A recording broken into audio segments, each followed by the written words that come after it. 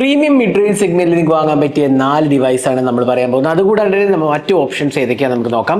അപ്പോൾ നമുക്കറിയാം ഇപ്പോൾ വില ഒരുപാട് കൂടിയിട്ടുണ്ട്. ഇപ്പോൾ സ്മാർട്ട് ഫോൺ മാർക്കറ്റിൽ ഒരുപാട് വില കൂടിയ ഒരു സെഗ്മെന്റ് ആണ്. ഇപ്പോൾ ആക്ച്വലി നമ്മൾ 30,000 രൂപയ്ക്ക് ഒരു മിഡ് റേഞ്ച് ഡിവൈസ് വാങ്ങിയിരുന്ന സമയത്ത് ഇപ്പോൾ 40,000 50,000 രൂപ കൊടുക്കാണ്ട് ഒരു നല്ല മിഡ് റേഞ്ച് ഡിവൈസ് കിട്ടാൻ ചാൻസ് ഇല്ല. ഇൻഫാക്ട് ഈ അടുത്ത് ഞാൻ എക്സ്പീരിയൻസ് ചെയ്താണ് 29,999 രൂപയ്ക്ക് HP+ ഡിസ്പ്ലേ വെച്ചൊരു ഫോൺ ഇറക്കിയിട്ടുണ്ട്. അപ്പോൾ അത്രയും കോസ്റ്റ് ഇൻക്രീസ് ആണ് വന്നിരിക്കുന്നത്. അപ്പോൾ പ്രീമിയം മിഡ് റേഞ്ച് സെഗ്മെന്റിൽ നമുക്ക് വാങ്ങാൻ പറ്റിയ 4 ഓപ്ഷൻസ് ആണ് നമ്മൾ ഈ വീഡിയോയിലൂടെ നോക്കുന്നത്. അപ്പോൾ ഏതൊക്കെയാണ് നമുക്ക് നോക്കാം. ആദ്യം തന്നെ OnePlus 15R.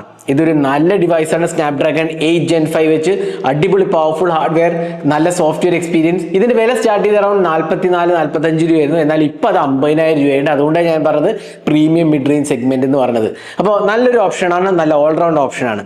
പിന്നെ അടുത്ത് നമുക്ക് ഉള്ളത് പോക്കോ X8 Pro Max. ഇതും നല്ലൊരു 40,000-50,000 റുപ്പീസിന് കിട്ടാവുന്ന നല്ലൊരു പ്രീമിയം എക്സ്പീരിയൻസ് ആണ്. Dimensity 9500S ചിപ്പാണ്, വളരെ പവർഫുൾ ആണ്.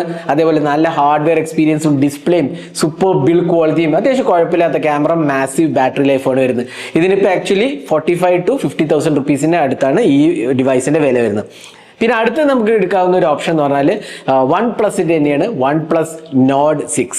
ഇതും അടുത്ത കാലത്ത് ഇറങ്ങിയ ഒരു ഡിവൈസാണ്. Snapdragon 8S Gen 4. അതേപോലെ തന്നെ നല്ല hardware, top of the line hardware. പിന്നെ സോഫ്റ്റ്വെയർ എക്സ്പീരിയൻസ് നമുക്ക് പറയേണ്ട ആവശ്യമില്ലല്ലോ. OnePlusന്റെ Oxygen അടിപൊളിയാണ്. അത്യാവശ്യം കുഴപ്പമില്ലാത്ത ഒരു ക്യാമറ എക്സ്പീരിയൻസും നല്ല ബാറ്ററി ലൈഫുമാണ് ഈ ഒരു ഡിവൈസ് ഓഫർ ചെയ്തിരിക്കുന്നത്. എഗെയിൻ ഇതും 40,000 രൂപ തൊട്ട് 50,000 രൂപയുടെ നടുക്കാണ് ഈ ഒരു ഡിവൈസ് നിൽക്കുന്നത്. ഇതുകൂടാണ്ട് തന്നെ നമുക്ക് ഈ അടുത്തിറങ്ങിയ ഒരു ഡിവൈസാണ് Redmi Turbo 5. ഇതിന് പ്രത്യേകത എന്ന് വെച്ചാൽ ഇതൊരു 35,000-40,000 രൂപയുടെ സെഗ്മെന്റ് ആണ് വരുന്നത്.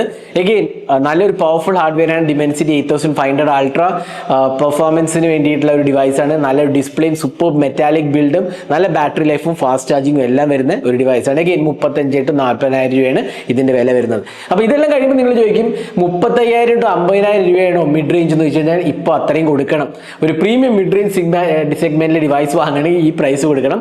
അല്ലെങ്കിൽ നമുക്ക് 30,000 രൂപയ്ക്ക് താഴെ ഇപ്പൊ കിട്ടാവുന്ന ഡിവൈസ് ഒക്കെ തന്നെ വളരെ ശോകം സ്പെക്സ് എന്ന് പറയുന്നില്ല, എന്നാലും ഏറെക്കുറെ അതേപോലെയാണ്. കാരണം huge memory and storage price increase ആണ്. പിന്നെ ഇത് കൂടാണ്ട് നിങ്ങൾക്ക് കുറച്ചുകൂടി നല്ല പ്രീമിയം ഡിവൈസ് നോക്കുകയാണെങ്കിൽ വിവോന്റെ X200T അറൌണ്ട് 60,000 റുപ്പീസ് ആണ്. അതുകൂടാണ്ട് തന്നെ ഷോമിന്റെ 17T ഏറെക്കുറെ 55,000-60,000 റുപ്പീസ് ആണ്.